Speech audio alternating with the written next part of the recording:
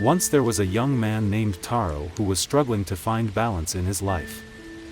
He spent long hours in meditation, but found that he was becoming too detached from the world around him. He was losing touch with his sense of compassion and empathy, and was finding it difficult to relate to others. One day, Taro decided to ask for advice from a wise old master who lived in a small mountain temple. The master listened patiently to his concerns and then took him to a nearby stream. They sat down by the stream and watched as the water flowed past. The master asked Taro to place his hand in the water and feel the flow of the stream. Taro did as he was told, and felt the cool water flowing over his hand. The master then asked him to try and stop the flow of the stream. Taro tried to grasp the water with his hand, but of course, he couldn't stop the flow of the stream. The master smiled and said, "Just as the stream flows past your hand, so too does life flow past us. We cannot stop the flow of life, but we can learn to flow with it." Taro was puzzled and asked, But how can I flow with life? The master replied, "By cultivating a sense of balance between detachment and engagement.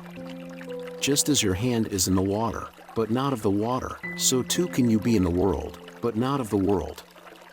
Taro nodded thoughtfully and asked. And how do I achieve this balance? The master replied, If you can observe yourself without judgment or attachment, you will be able to find the right balance and flow with the stream of life. Taro nodded again and asked. And what about when things are out of balance?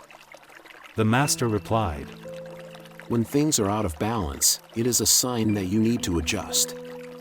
Just as a bird on a branch moves its body to maintain balance, you must be willing to make small adjustments in your thoughts, emotions, and actions to maintain your own balance.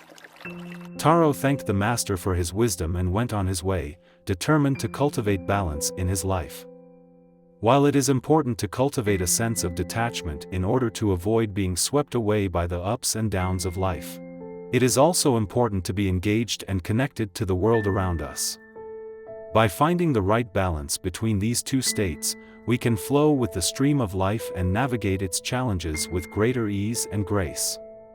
Thank you for watching.